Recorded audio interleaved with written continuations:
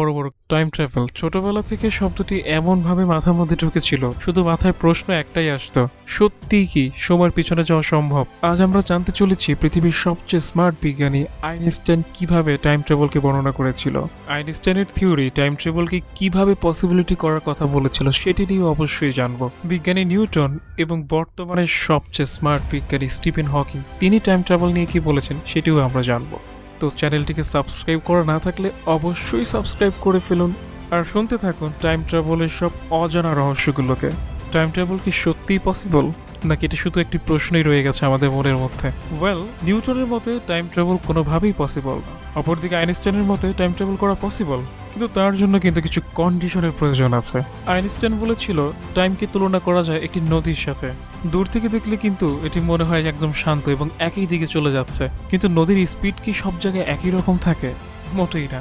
যদি নদীর মাঝে একটি বড় পাথর চলে আসে তখন কিন্তু নদীর স্পিড অটোমেটিকলি কমে যায়। অথবা ধরুন অনেক জায়গায় কিছু পানি যদি জমা হতে শুরু করে, সেটি যখন নিচের দিকে পড়ে তখন কিন্তু সেটির স্পিড আরো বেড়ে যায়। ঠিক এই পাথরের মতোই আমাদের ইউনিভার্স হচ্ছে একটি প্ল্যানেট, যার সাথে রয়েছে অনেক বড় বড় স্টার, ব্ল্যাক হোল এবং রয়েছে আরো বড় বড় কিছু অবজেক্ট। মূলত এই অবজেক্টগুলোই টাইমকে স্লো করে ফেলে। সিম্পল ভাষায়, যেহেতু একটি নদীর মধ্যে পাথর তার গতিপথ বা তার স্পিড চেঞ্জ করতে পারে, সেহেতু আমাদের টাইমও কিন্তু এই বিভিন্ন প্ল্যানেটের কারণে বা পাথরের কারণে চেঞ্জ হতে পারে। আইনস্টাইনের মতামত অনুযায়ী ফিজিক্সে কোথাও কিন্তু বলা নেই যে টাইম ট্রাভেল ইম্পসিবল। তো প্রশ্ন হলো, ফিউচারে কি টাইম ট্রাভেল করা আসলেই সম্ভব হবে? এই কাহিনীটি হলো অ্যাস্ট্রোনট স্কচ কলির, যিনি মূলত 1 বছরের জন্য ইন্টারন্যাশনাল স্পেসশিপের মধ্যে থেকেছিলেন। ইন্টারেস্টিং বিষয়টা ছিল ওনার একটি কিন্তু যমজ ভাইও ছিল, যার নাম ছিল মার্ক ক্যালি। যেহেতু তারা যমজ ভাই ছিল, তো তাদের বয়স কিন্তু দুজনের সেমই। কিন্তু পৃথিবীর বাইরে স্পেসশিপে থাকার কারণে, পৃথিবীর গ্র্যাভিটি থেকে দূর থাকার কারণে তার জন্য সময় কিন্তু স্লো হয়ে গিয়েছিল। স্পেস থেকে পৃথিবীতে আসার পর তাদের দুজনের কিন্তু এজ মাপা হয় এবং সায়েন্টিস্টরা তখন তার এজ মেপে দেখেছিল সে তার ছোট ভাইয়ের চেয়ে 5 মিলি সেকেন্ড বড় ছিল। এটাকেই বলা হয় টাইম ডায়ালেশন। এখন আপনি বলবেন মাত্র 5 মিলি সেকেন্ডে কি করে টাইম ট্রাভেল করা সম্ভব? এটা থেকে একটা জিনিস স্পষ্ট বোঝা যায়, যখন স্পিড বাড়ে তখন কিন্তু টাইম ধীরে ধীরে চলতে শুরু করে। ধরে নিন আপনি আলোর গতির সাথে টাইম ট্রাভেল করছেন। ধরুন আপনার বয়স 15 বছর এবং আপনি একটা স্পেসশিপের মধ্যে আলোর গতিতে 5 বছর ধরে যাত্রা করছেন। 5 বছর যাত্রা শেষ করে আপনি আবার পৃথিবীর মধ্যে চলে আসেন, তখন স্বাভাবিকভাবেই আপনার বয়স হবে 15 + 5 20 ইয়ার্স। কিন্তু আপনার যত ক্লাসমেট থাকবে তাদের বয়স কত হবে আপনি জানেন কি? আপনার সকল ক্লাসমেটের বয়স তখন হবে 65 ইয়ার্স। তারা সকলেই তখন বুড়ো হয়ে যাবে। আপনার এই 5 বছরে কিন্তু পুরো পৃথিবী 50 বছর পূর্ণ করে ফেলবে। টাইম ট্রাভেল করা সম্ভব, কিন্তু এখন পর্যন্ত আমাদের কাছে এমন কোনো প্রযুক্তি আসেনি যার মাধ্যমে আমরা টাইম ট্রাভেল করতে পারবো। এবার চলে আসি স্টিফেন হকিং এর কাছে। স্টিফেন হকিংও বলেছেন টাইম ট্রাভেল করা সম্ভব, এবং স্টিফেন হকিং শুধু একটা জিনিসকে সবচেয়ে বেশি ভয় পেতেন, যেটা হচ্ছে টাইম ট্রাভেল প্যারাডক্স। তিনি শুধু একটি কথা চিন্তা করতেন, ভবিষ্যৎ থেকে যদি কোনো ব্যক্তি বর্তমানে পৃথিবীতে আসে এবং আমাদের পৃথিবীর টাইমলাইন নষ্ট করে ধ্বংস করে ফেলবে। স্টিফেন হকিং এর মতে পাস্ট, প্রেজেন্ট এবং ফিউচার এই 3 জায়গাতেই টাইম ট্রাভেল করা সম্ভব। স্টিফেন হকিং এর থিওরি অনুযায়ী পাস্টে যদি কেউ টাইম ট্রাভেল করে তাহলে আমাদের পৃথিবী ধ্বংস হওয়ার সবচেয়ে বড় একটি কারণ। ধরুন আপনি 1 মিনিট পিছনে টাইম ট্রাভেল করছেন, তাতেও পৃথিবীর বর্তমানে অনেক ধরনের প্রভাব পড়বে। এবার আপনার মাথার মধ্যে একটি প্রশ্ন আসতেই পারে যে সময়ের 1 মিনিট পিছনে গেলে এমন কি ক্ষতি হয়ে যাবে পৃথিবীতে? সো স্টিফেন হকিং এটাকে একটা এক্সাম্পল হিসেবে আমাদেরকে বুঝিয়েছেন। ধরুন একজন বৈজ্ঞানিক টাইম ট্রাভেলের উপরে পরীক্ষা নিরীক্ষা করছে। ওই বিজ্ঞানীটি জানতে চায় সে যদি অতীতে গিয়ে কোনো কিছু পরিবর্তন করে বর্তমানে কি তার কোনো প্রভাব পড়বে। ধরুন সেই বিজ্ঞানী এমন একটি টাইম মেশিন বানিয়ে ফেলেছে যা সময়কে কেবল 1 মিনিট পিছনে নিয়ে যেতে পারে, এবং এই বিজ্ঞানীটি সময়ের 1 মিনিট পিছনে চলে যায় এবং নিজেকে দেখতে পায়, এবং নিজেকে সে দেখতে পেয়েই তাকে গুলি করে মেরে ফেলে এবং সে মৃত্যুবরণ করে। এখন প্রশ্ন হলো বর্তমানে এর কি প্রভাব পড়বে? বর্তমানে তখন সেই বিজ্ঞানীর 1 মিনিট আগেই মৃত্যুবরণ হয়ে যাবে, কিন্তু তখন সবচেয়ে বড় প্রশ্ন থাকবে এটি যে তাকে কে মারলো। আপনি এখন নিশ্চয়ই বলবেন যে একটু আগেই তো সে নিজেকে হত্যা করেছে। যদি সে অতীতে গিয়ে নিজেকে মেরেই ফেলে তাহলে 1 মিনিট আগে কে টাইম ট্রাভেল করেছিল? যদি সে টাইম ট্রাভেল করতেই না পারে তাহলে 1 মিনিট পিছনে গিয়ে সে কিভাবে নিজেকে মেরে ফেললো? সে যদি নিজেকে গুলি না মারে তাহলে তার মৃত্যু কিভাবে হয়েছিল?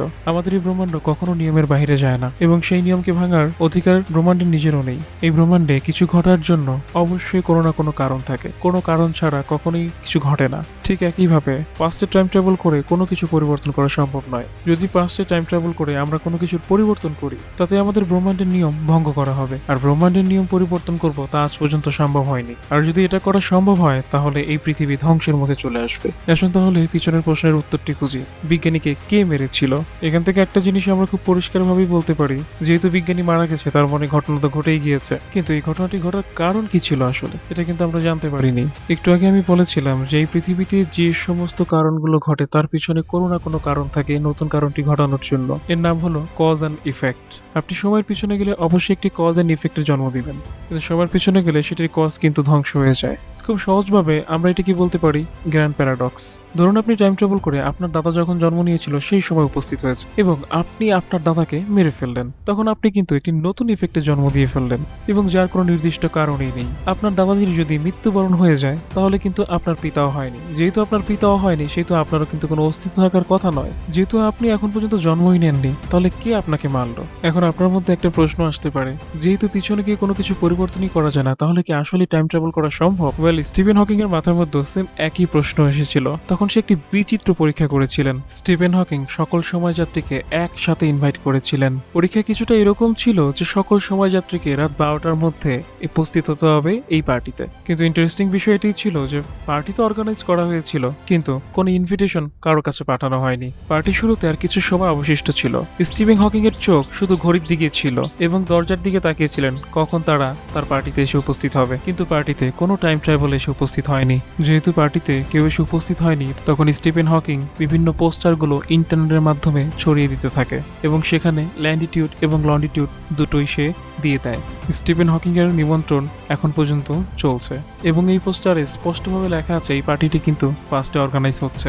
সুতরাং আপনি যদি পাস্টে যেতে পারেন, তাহলে অবশ্যই স্টিফেন হকিং এর সাথে দেখা করতে পারবেন। গ্র্যান্ডফাদার প্যারাডক্সের মতে সময়ের পিছনে যাওয়া সম্ভব নয়, কিংবা আপনি যদি সময়ের পিছনে যেও ফেলেন, তবুও আপনি সময়ের পিছনে কিছু পরিবর্তন করতে পারবেন না। আপনি যদি সময়ের পিছনে গিয়ে কিছু পরিবর্তন করতে চান, তবে সেটি তো আপনি করতে পারবেনই না, বরং আপনি সেই টাইম লুপের মধ্যে ফেসে যাবেন এবং আপনি যে ঘটনাটি চেঞ্জ করতে যাবেন সেটি পরিবর্তন করার জন্য আপনি নিজেই দায়ী থাকবেন। এর সারমর্ম এই যে সময়ের কোনো কিছুই আপনি পরিবর্তন করতে পারবেন না। এটি বোঝার জন্য আমাদেরকে যেতে হবে প্রিডেস্টিনেশন প্যারাডক্সে। ধরে নিন আপনার বন্ধু অনেক স্পিড একটি গাড়ি চালাচ্ছে।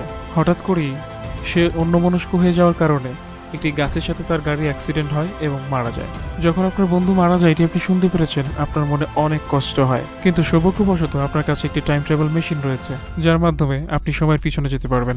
যেহেতু আপনার কাছে একটি টাইম মেশিন রয়েছে, তো আপনি ডিসাইড করেছেন আপনি পাস্টে গিয়ে আপনার বন্ধুকে বাঁচাবেন। আপনি পাস্টে সেখানে গিয়ে উপস্থিত হলেন যেখানে আপনার বন্ধু মারা গিয়েছেন এবং আপনি দেখতে পাচ্ছেন আপনার বন্ধু অনেক স্পিডে গাড়ি চালাচ্ছে এবং সে আপনার দিকে চলে আসছে। আপনি আপনার বন্ধুকে গাড়ি থামানোর জন্য ইশারা দিচ্ছেন, যাতে আপনার বন্ধুর গাড়ি সেই গাছের সাথে ধাক্কা না লাগে এবং দূর থেকে আপনার বন্ধু আপনাকে দেখছে, আপনি তাকে গাড়ি থামাতে বলছেন। কিন্তু গাড়ির স্পিড এতই বেশি ছিল যে আপনার বন্ধু কোনোভাবেই গাড়িকে আর কন্ট্রোল করতে পারলো না এবং সে আবারও গাছের সাথে ধাক্কা লেগে মারা গেল। এবং এখন আপনার আরো বেশি খারাপ লাগা শুরু হয়েছে, কারণ আপনার জন্যই আপনার বন্ধু মারা গেছে।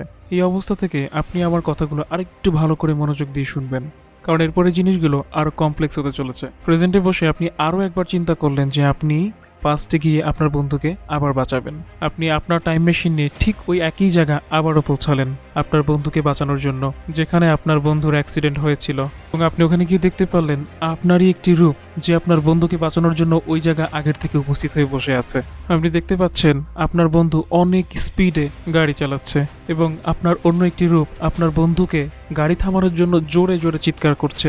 আপনি তখন চিন্তা করছেন যে আপনার যে দ্বিতীয় রূপটি রয়েছে সে আপনার বন্ধুকে এত জোরে জোরে চিৎকার করে ডাকছে যাতে তার মন অন্যদিকে চলে যাবে এবং সে আবার গাছের সঙ্গে সে ধাক্কা করে অ্যাক্সিডেন্ট করবে এবং মারা যাবে। এবং এর জন্য আপনি আপনার নিজের রূপকেই থামানোর জন্য রাস্তায় দৌড়াতে থাকেন এবং তখনই আপনার বন্ধু আপনাকে দেখতে পায় এবং আপনার বন্ধু চিন্তা করতে থাকে এমন কি হলো যে আপনি রাস্তার মধ্যে এভাবে দৌড়াচ্ছেন।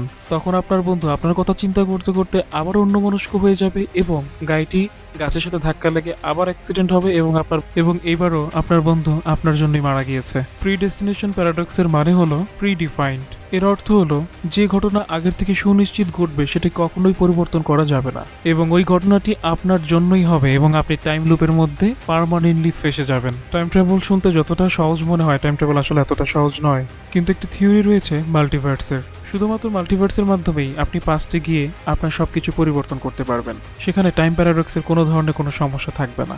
ভবিষ্যতে মাল্টিভার্স নিয়ে আমরা একটি আলাদা ভিডিও তৈরি করব। চলুন আরও একবার যাওয়া যাক স্টিফেন হকিং এর পার্টিতে। স্টিফেন হকিং যখন তার টাইম ট্রাভেলদের আমন্ত্রণ জানিয়েছিলেন তখন কিন্তু তিনি কোনো চিঠি লেখেননি, এটি লিখেছিলেন তিনি পরে। এর মূলত কারণ ছিল স্টিফেন হকিং ফিউচারে টাইম ট্রাভেলদেরকে আমন্ত্রণ করতেন। যদি ফিউচারে কোনো টাইম ট্রাভেল মেশিন আবিষ্কার হয়ে থাকে তাহলে তারা অবশ্যই এই ইনভিটেশনটি পেত এবং স্টিফেন হকিং এর পার্টিতে আসতো। স্টিফেন হকিং এর পার্টিতে টাইম ট্রাভেলদের না আসার অনেকগুলো কারণ রয়েছে। তার মধ্যে প্রধান যে কারণগুলো রয়েছে তা হলো, এদের মধ্যে একটি হলো টাইম ট্রাভেল শুধুমাত্র ভবিষ্যতে করা সম্ভব, পাস্টে করা সম্ভব নয়। সেই জন্য স্টিফেন হকিং এর পার্টিতে কোনো টাইম ট্রাভেলাররা আসেনি। অন্য কারণটি হলো সময়যাত্রীরা খুব ভালো করেই জানে তারা যদি টাইম লুপের মধ্যে ফেসে যায় তাহলে কখনোই তারা আর ফেরত যেতে পারবে না তাদের বর্তমানে। এ কারণে তারা হকিং এর পার্টিতে আসেনি। অথবা এমনটি হতে পারে স্টিফেন হকিং যে পার্টি অ্যারেঞ্জমেন্ট করেছিল সেখানে পার্টিও হয়েছিল, স্টিফেন হকিংও ছিল, কিন্তু সেটি নতুন টাইম লাইনে শুরু হয়ে গিয়েছিল। টাইম ট্রাভেল নিয়ে মানুষের কৌতূহল এখনো শেষ হয়নি, ভবিষ্যতে শেষ হবে না। হয়তো অদূর ভবিষ্যতে টাইম ট্রাভেল মেশিন তৈরি হবে যার মাধ্যমে মানুষ ফিউচারে যেতে পারবে অথবা পাস্টে যেতে পারবে। এই ভিডিওটি দেখে আপনার কি মনে হলো, টাইম ট্রাভেল কি আসলে করা সম্ভব কি সম্ভব নয়? অবশ্যই আমাদেরকে কমেন্ট করে জানাবেন। ভিডিওটি ভালো লাগলে একটি লাইক দিবেন, সাবস্ক্রাইব করে পাশে থাকবেন এবং নতুন কোনো টপিক নিয়ে আবারও হাজির হব। ততক্ষণ পর্যন্ত অদ্ভুত মায়াজালের পাশেই থাকবেন।